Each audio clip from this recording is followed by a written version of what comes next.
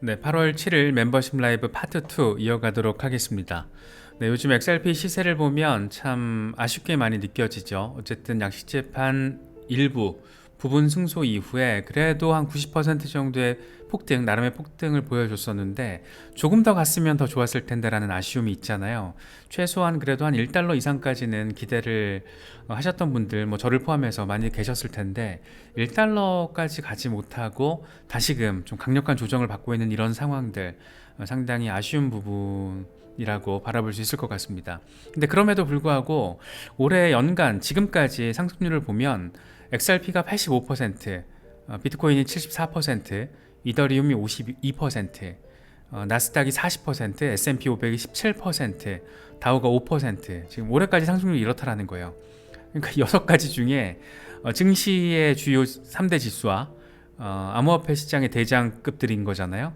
딱 봤을 때 XRP의 상승률이 가장 높습니다. 그러니까 XRP의 어떤 반등을 기대할 때 잡 알트코인들 있잖아요. 잡코인들 막 하루에 100%, 300%씩 막 날아다니는 그런 애들의 어떤 반등 폭등을 기대하면 안 된다라는 거를 느낄 수가 있는 거죠. 한번 올라가면 제대로 올라가는 시점이 어느 순간에는 한 번씩 나와줄 수는 있겠지만 보면은 무거워요. 이게 지금 나름 소송에 있어서 굉장히 큰 승소, 부분 승소 그런 걸 확인해 줬는데도 불구하고 그럼에도 불구하고 이렇게 지금 어려운 흐름들을 우리 앞에 보여주고 있는 겁니다. 네, 진짜 이렇게 그럼에도 불구하고 XRP의 지금 상승률이 올해 초부터 지금까지 상황을 봤을 때는 가장 높다. 좀 아이러니라면 아이러니고 좀 어렵다라면 어려운 부분인 건데 뭐 그렇습니다.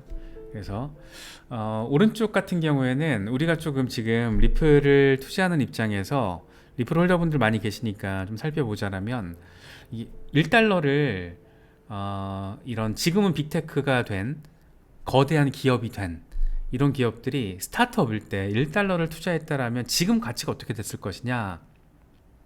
우버의 경우에는 14만 8천 달러, 이 코인베이스 같은 경우에는 45만 달러, 인스타그램 같은 경우에는 50만 달러가 됐을 것이다. 이런 얘기를 하고 있거든요. 그래서 지금 어떤 이런 상황이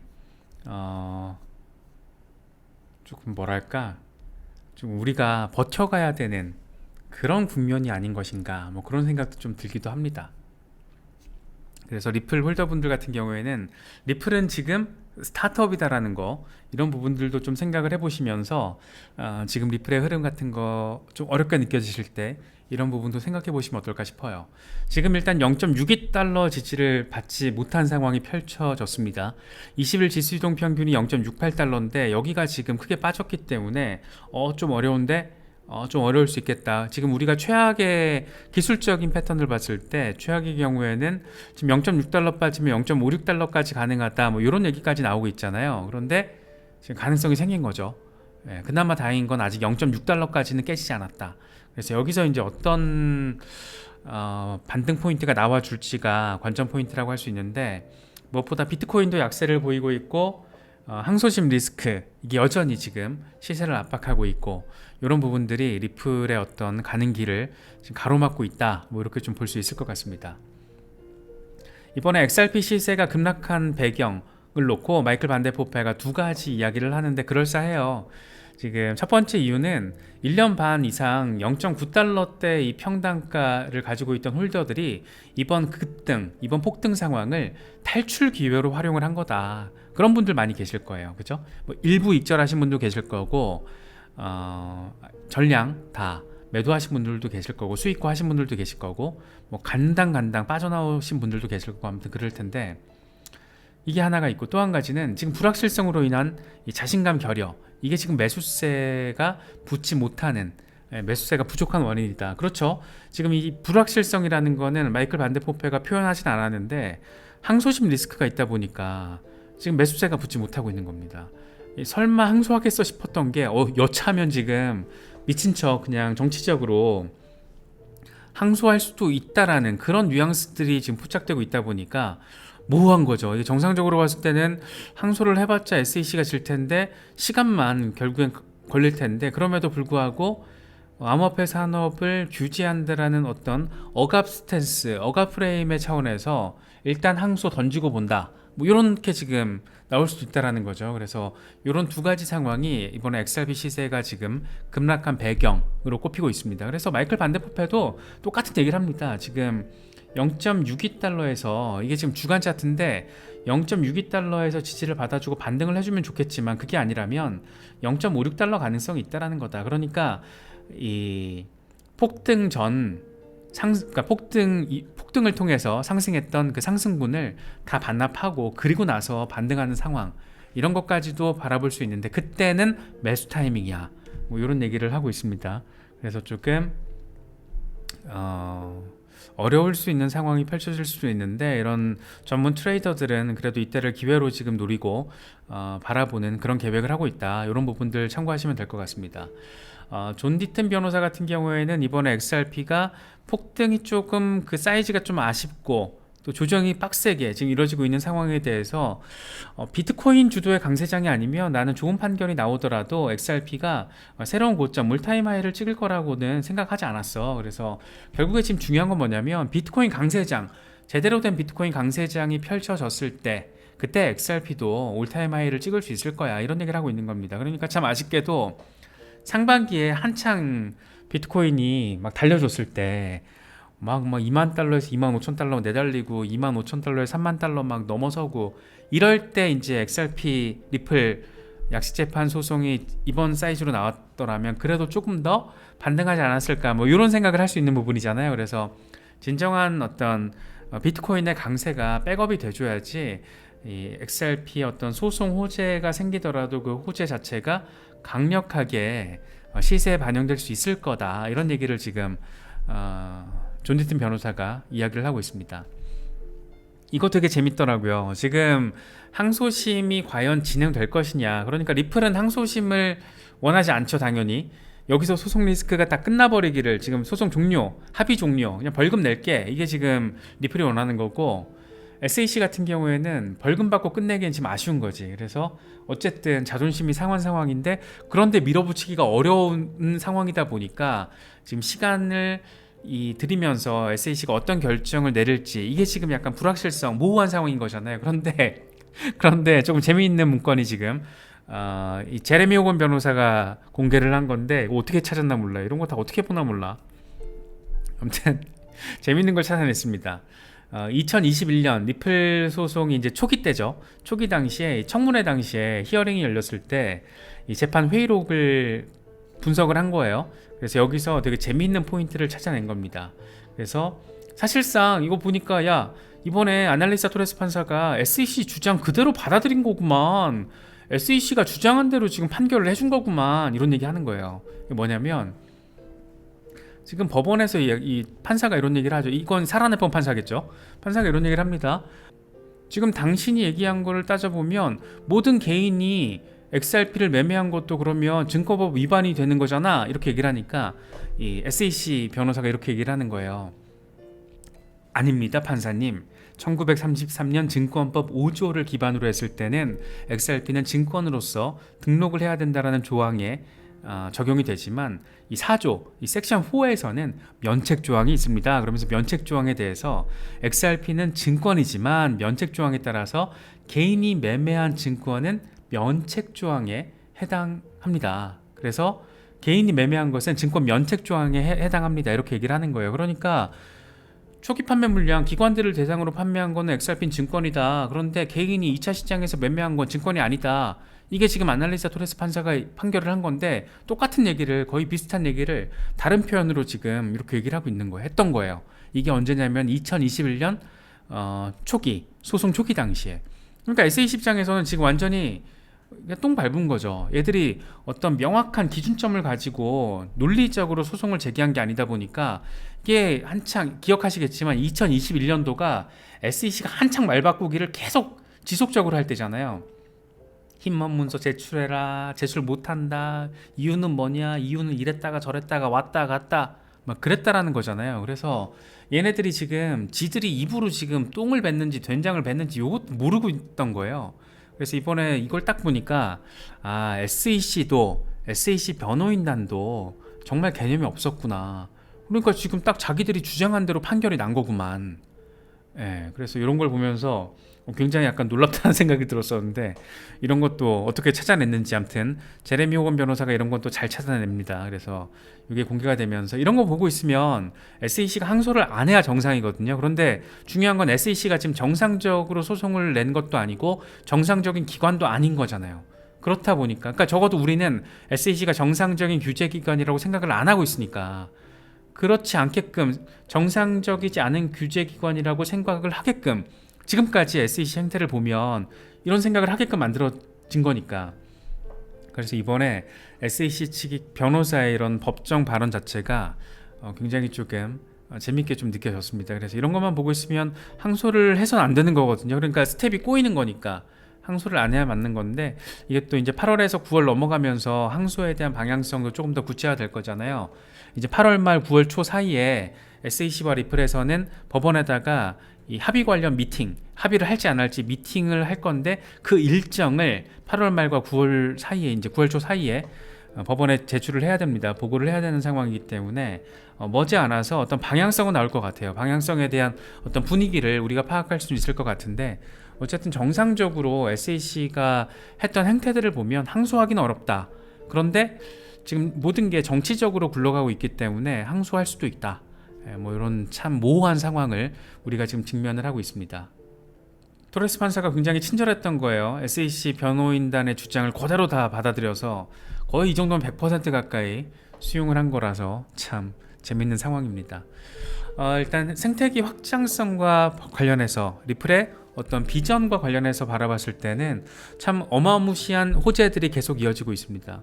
이게 다 건 바이 건들이 다 워낙 의미가 커서, 사실 이거 강세장이었으면 진짜 크게 좀 시세에 반영이 돼야 되는 부분들인데, 이럼에도 불구하고 시세가 엉망진창인 거 보면 이것도 좀 신기하죠. 좀 아쉽게 많이 느껴지는 부분인데, 어쨌든 시세에는 제대로 지금 반영이 되고 있지는 않지만, 다시 말해서 가치와 시세가 지금 선순환 관계를 만들지 못하고는 있지만, 이 리플의 가치와 관련해서는 굉장히 의미 있는 소식들이 계속해서 지금 더해지고 있습니다. 지난주에 가장 핫했던 건 이거죠. 국제 스왑 파생상품협회에 리플이 이제 정식으로 회원으로 가입이 됐다. 그래서 회원사 몇면을 보니까 JP모건, 블랙록, 골드만삭스, BNY 멜론 79개국 1000여 개 회원이 지금, 회원 기업이 가입해 있는 곳이라고 합니다. 중요한 건 이제 파생상품과 관련된 핵심 협회라는 거죠. 그래서 안 그래도 지금 리플의 어떤 주력 포인트가 기존 자산의 토큰화 이슈인데, 자산 토큰화 시대가 본격화됐을 때 어떤 리플의 어떤 토큰화 기술 경쟁력, 이런 것들이 굉장히 우위에 있을 거고, 그렇게 되면 파생상품의 토큰화된 파생상품, 이런 걸 놓고 바라봤을 때 이들 협회 회원들과의 협력 가능성, 이런 것들 조금 진지하게 생각을 해볼 수가 있다는 거죠. 그래서 특히 지금 뭐 홍콩 정부와 CBDC 프로젝트 진행하고 있는 것도 부동산 자산의 토큰화잖아요. 그 중국 후본뱅크랑 리플이 지금 같이 그걸 하고 있는 건데, 재밌는 상황입니다. 그런 와중에 조금 연장선에서 맥락적으로 바라볼 수 있는 의미 있는 호재 하나가 있었고, 이것도 사실 굉장히 큰 거거든요. CNBC가 200대 핀테크 기업을 선정했는데 의미가 크죠. 암호화폐 기업으로서는 6개가 이름을 올렸고, 리플을 포함해서 바이낸스, 코인베이스, 데퍼랩스, 오픈시, 비트마트 다 굵직한 애들입니다. 굵직한 바이낸스, 코인베이스, 일단 이런 이름만 봐도 어떤 리플의 지금 어떤 위상 같은 걸 느낄 수 있는 부분인데, 그럼에도 불구하고 시세가 지금 압박받고 있으니까 좀 짜증나는 상황이죠. 이 소송 리스크라는 게 그만큼 우리가 생각하는 것보다 좀 크다, 뭐 이렇게 좀 느낄 수 있는 부분이에요. 요건 재밌는 포인트예요. 이 샌더비치 STB는 이 리플의 캐나다 파트너 기업이거든요. 캐나다 기업이고, 이 하는 일은 XRP 레저를 기반으로 비트코인 실시간 송금을 구현하는 곳. 그러니까 지금까지는 캐나다에서만 한정적으로 이 서비스가 이루어졌었죠. 그래서 이게 작년 9월에 제가 기억나는데, 샌더비치가 그걸 발표를 했어요. 우리가 지금 캐나다에서 이제 런칭이 됐는데, 우리는 엘살바도르에서 비트코인을 법정 화폐로 채택한 엘살바도르의 서비스를 제공하게 될 거야. 그게 목표야. 이런 얘기를 지난해 9월에 했었어요. 그러니까 실제로 엘살바도르는 지금 라이트닝 네트워크를 통해서 비트코인의 빠른 송금, 저렴한 송금 수수료, 이걸 지금 라이트닝 네트워크를 활용하면서 구현을 하고 있는 거잖아요. 그런데 XRP 레저를 통해서 라이트닝 네트워크의 기술 효과와 비슷한, 거의 동일한 빠른 송금, 저렴한 수수료, 이걸 지금 XRP 레저를 통해서 비트코인 송금을, 실시간 송금을 구현하고 있는 게 샌더비치 STB인데, 거의 1년 만에 지금 그 목표, 엘살바도르에서의 서비스 제공, 이번에 그 서비스 제공자 라이선스를 확보했다라는 소식이 더해졌습니다. 그러니까 비트코인을 법정화폐로 채택한 나라의 실시간 비트코인 송금이 XRP 레저 기반으로 이루어질 수 있다는 거죠. 되게 재밌는 상황인 겁니다, 이게. 그래서 물론 이제 엘살바도르가 중남미에서는 후진국으로 분류가 되다 보니까 뭐 저 조그만 후진국에서 뭐 이렇게 바라볼 수도 있겠지만, 국가적인 채택이 하나씩 둘씩 쌓이다가 지금 뭐 루머 수준으로 얘기가 나오고 있는 게, 프랑스 중앙은행에서 이 CBDC와 관련된 파트너를 다른 플랫폼이 아니라 XRP 리플레저를 지금 우선 순위로 놓고 고려하고 있다. 근데 제가 막 찾아봤는데 팩트 확인은 안 돼요. 보도되고 있는 것도 약간 루머 수준?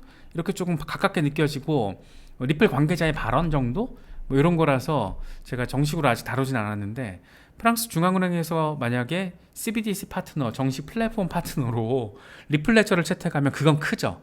굉장히 큰 거죠. 그리고 좀 가능성 있는 게, 선진국 중에서 가능성 있는 게 이제 영국 중앙은행과 리플은 너무 오랜 시간 동안 이 협업을 계속 진행해 왔고, 최근에도 어떤 영국 중앙은행이 지금 기술적으로 구현하고 있는 실시간 결제 송금 혁신의 어떤 상징으로서 리플을 지금 거론하고 있다라는 거, 이런 것들을 생각하면 엘살바도르뿐만 아니라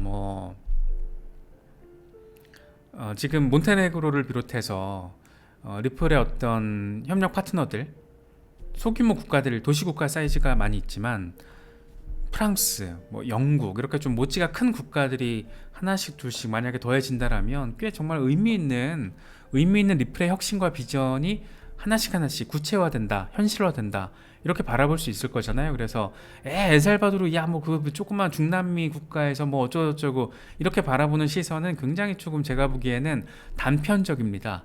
그래서 이런 게 좀 쌓이고 있는 과정인 거고, 여기에 이제 큰 거 한 방 두 방이 더해지면 그건 이제 좀 시간이 걸릴 수도 있겠죠. 생각보다 빠를 수도 있겠지만 생각보다 길어질 수도 있기 때문에 그건 예단하기가 어렵잖아요.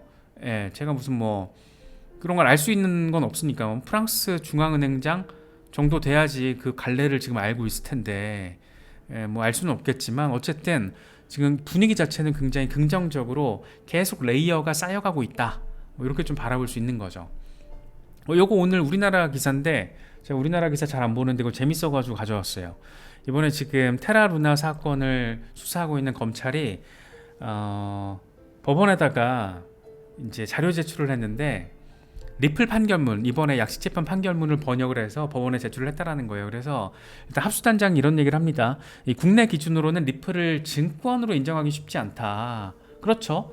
어떤 성과에 대한 수익을 배분한다, 이런 조건이 없었지만 테라 같은 경우엔 다르다. 수익이 나면 그걸 배분하겠다라는 걸로 루나 투자금을 받았기 때문에 리플은 증권이라고 바라보기 어려울 수 있지만 테라는 증권으로 바라봐야 된다. 이런 걸 입증하기 위해서, 그러니까 리플의 증권성을 강조하기 위해서가 아니고 테라의 증권성을 강조하기 위해서, 입증하기 위해서 리플은 증권이 아니지만 그 차이점에 대해서 논의가 됐다라는 거. 재밌더라고요. 그래서 그래도 검찰에는 정신머리가 제대로 박힌 사람, 명확하게 바라보고 있는 거예요, 합수단장이. 그래서 지금 리플의 어떤 증권성과 테라의 증권성, 이런 것들에 있어서 굉장히 명확하게 바라보고 있다라는 게 조금 반갑게 느껴지더라고요. 그래서 지금 리플이 증권일 수 있다.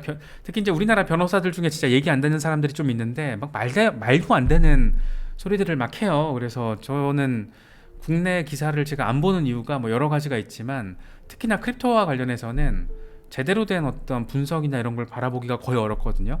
근데 이번에 의외로 검찰 합수단장이 굉장히 제정신을 가진 어떤 그런 상식적인 수준에서의 멘트를 해준 것 같아가지고 반갑게 느껴져서 가져와 봤습니다.